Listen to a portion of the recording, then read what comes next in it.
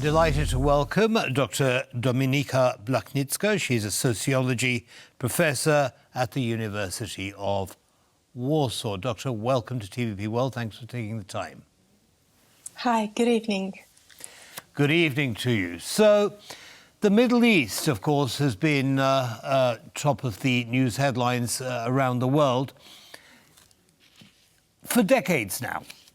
Civilian societies, civilian populations have been moved out forcibly from their homes. They've gone to different countries. Turkey is a good example. And of course, many come to Europe. Tell me, what is the effect on the civilians that are put in this position and the societies that receive them when this displacement happens? Well, obviously, you're right that the Middle East has been seeing a large number of displacement, and the biggest one is happening right now in Gaza, where over 1 million people had left their homes and are stuck in the southern part of the Strip. With no food, no ability to return to their homes, and no assurance that they will be able to go back to their homes and rebuild. But you're right in indicating that this tragic and catastrophic situation of Palestinians in Gaza is the latest catastrophe when it comes to displacement and refugees. 70 years before, Palestinians had been flee from homes of what became the State of Israel. Similarly, the Syrian war in the recent decades has caused mass displacement of the population. So, yes, with all the escalation happening between Israel and Iran, at the end of the day, it's the civilian population in all these countries that are the most affected, of course. Sadly true in most wars, unfortunately, throughout time. But I know that you specialize in the impact on the individuals that are put in this position and how that memory, I believe it's called, continues through the rest of their lives, perhaps in different countries, and through generations. What do you see happening under those circumstances or in that context? Well, I believe you're asking me about the case of Palestinians and the displacement, which, as I mentioned before, started over 70 years. Palestinians are an example, but Syria, of course, is another example, where tens of thousands of displaced persons. I want to get a sense of what this means for the Middle East in general, including, of course, Palestinians, but of course Israelis also have been displaced by attacks across the border from Hezbollah and Hamas. So it is unfortunately a region-wide problem. What happens to these people when they're put in this position? Yes, you're right that this is not a specific Palestinian experience. However, what is different when it comes to Palestinian population is that this displacement has been ongoing and the Palestinian population has not been able to return to their homes for 70 years.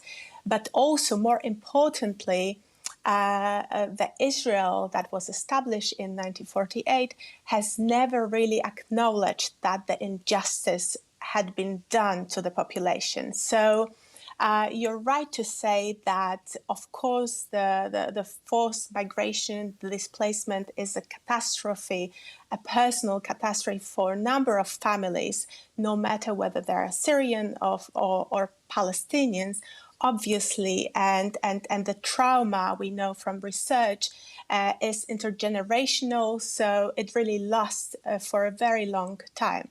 However, this also really has a global and political impact in the sense that the Palestinian right of return has never been acknowledged, but also the lack of symbolic acknowledgement means that it continues to be a huge obstacle when it comes to peace negotiations between the Palestinians and Israelis.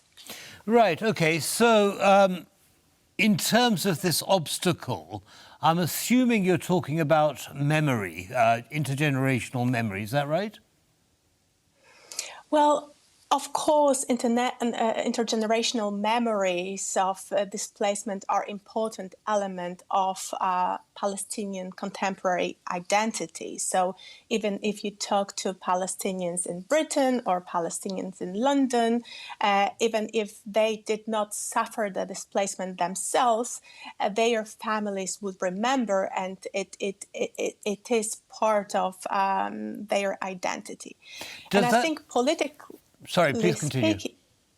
Politically speaking, why it's important when it comes to regional aspect is that not addressing the fact that injustice had been done makes it really difficult to build trust between Israeli and Palestinian society.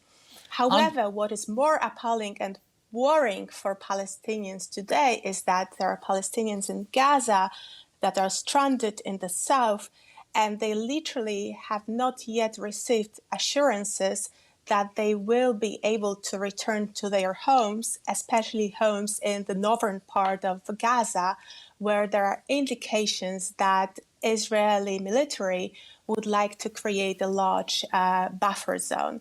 So the displacement indeed has been historically important in the region, but also it's one of the biggest question mark when it comes to what happens after the ceasefire. And of course, we are still waiting for the ceasefire between Israel and Gaza.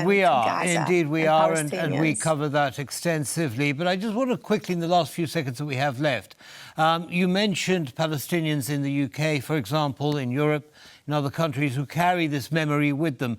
Does that make it difficult for Palestinians to assimilate into European countries that have taken them in?